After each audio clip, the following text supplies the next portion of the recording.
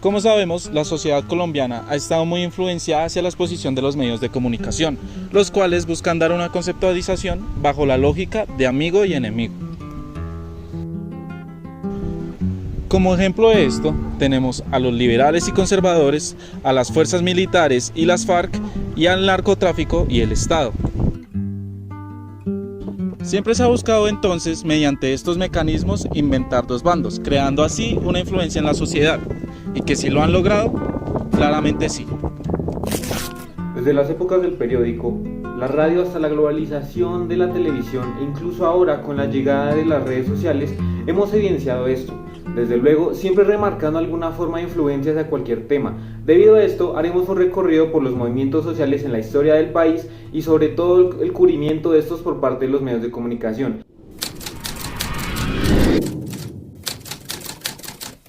Fue un 5 y 6 de diciembre del año 1928 cuando el ejército colombiano asesinó a mujeres, hombres y niños en la ciudad de Ciénaga, Magdalena. Los militares buscaban proteger los intereses de la compañía United Fruit Company. Lo que los trabajadores pedían, además de los contratos, no es nada diferente a lo que se desarrolló con la legislación colombiana: pago de horas extras, indemnización por despido, seguro de salud y un horario laboral de 8 horas.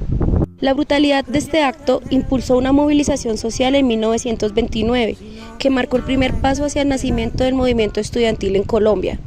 Estudiantes de todo el país se unieron a diversos sectores de la sociedad en protesta contra el sistema clientelista del gobierno de Miguel Abadía Méndez y la masacre de las bananeras. Los medios de la época, principalmente el periódico, desempeñaron un papel muy importante al informar lo que estaba ocurriendo en esos momentos. Muchos de sus titulares eran: los estudiantes protestan en contra del gobierno de Miguel Abadía Méndez por la masacre de las bananeras. Esto reflejaba entonces la posición imparcial que tenía el medio y solo buscando informar sin tomar un lado específico.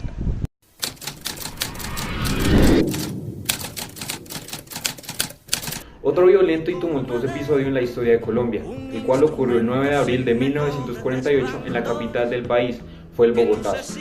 Gaitán era muy apoyado entre las clases populares y su asesinato provocó una ola de indignación y furia entre sus seguidores, generando disturbios y daños en las propiedades del centro de Bogotá. Este evento fue cubierto principalmente por la Radiodifusora Nacional, quienes estaban totalmente en contra de los actos violentos que condenaron la vida de uno de los líderes más importantes del país hasta ese momento. Todo esto acompañado de diferentes frases como "una revolución sin par en la historia del país" o "ya no hay pueblos cobardes" o incluso "la revolución colombiana es de izquierda".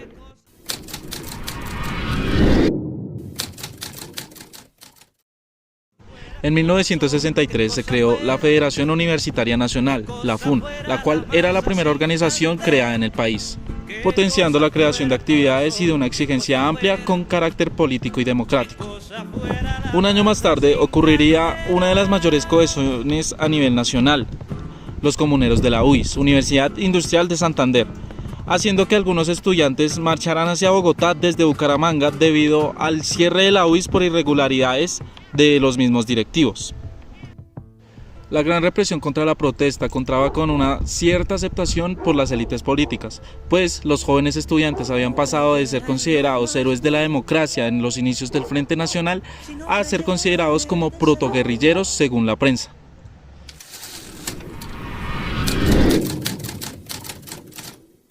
Mientras el sector estudiantil seguía creciendo, en 1971 se llevó a cabo uno de los paros estudiantiles más importantes en la historia del país por varias situaciones. Este suceso se volvió importante por el asesinato de algunas personas, como el caso del primero de ellos, Edgar Mejía Vargas, alias Jalisco, quien fue asesinado mientras el ejército ingresaba al campus de la Universidad del Valle. Durante este hecho, los medios se encargaron de condenar los actos cometidos por el Ejército Nacional e izar la bandera de la religión. El día después del enfrentamiento entre policías y soldados contra estudiantes, específicamente el 27 de febrero, se anunció un toque de queda para menguar la situación. Así como se retrataba en los periódicos colombianos repartidos en el país, con titulares como "Pedreas y carros incendiados en Bogotá" o "Consejos de guerra a los estudiantes". Sin embargo, no funcionó, pues mientras más estudiantes eran asesinados, los colombianos en todas partes del territorio salían a manifestarse en contra de los actos violentos.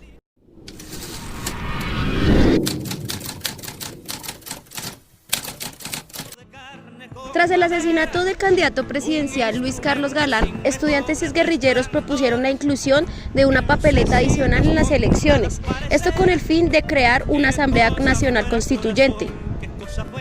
Esta propuesta fue ampliamente respaldada por noticieros y periódicos que dieron la oportunidad de entrevistar a estudiantes que daban el punto de vista sobre lo que estaba pasando en ese momento y sobre la asamblea como tal.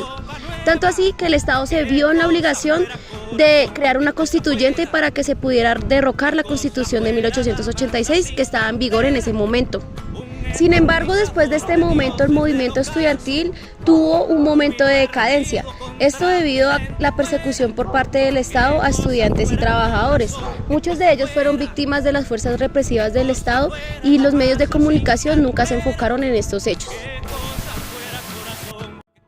Es evidente cómo los medios de comunicación tienden a ser muy diversos en los temas de la manipulación, pues en algunos casos han sido decisivos para el apoyo del descontento del pueblo, como en los casos anteriormente mencionados. Además de la evolución que han tenido a través de los tiempos, en donde la gente ya no se siente segura con los medios, dejando al descubierto la otra cara de la moneda, como lo ocurrido en...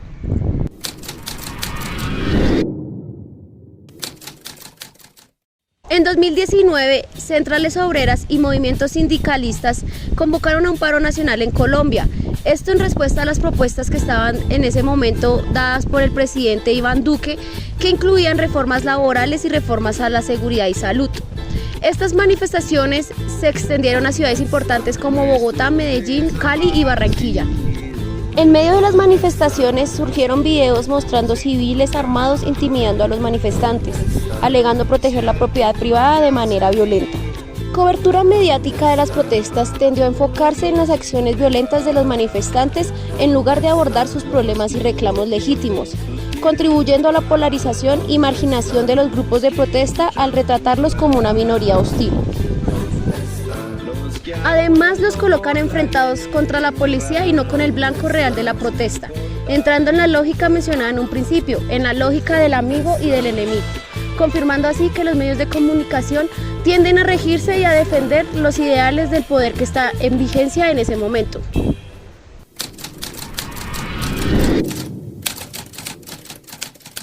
En 2021, durante un paro que se extendió por 2 meses, la cobertura mediática nuevamente tergiversó los hechos, tratando de ocultar acciones violentas por parte del gobierno y mostrando a los manifestantes como...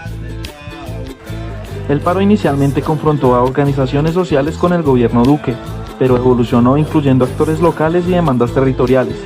A pesar de los intentos de los medios de comunicación, como RCN, de ocultar hechos violentos perpetrados por el gobierno, las redes sociales tuvieron un papel fundamental al actuar como verdaderos medios comunicativos con la tarea de revelar la realidad, en donde se mostraba quiénes eran los atacantes y las razones de la lucha.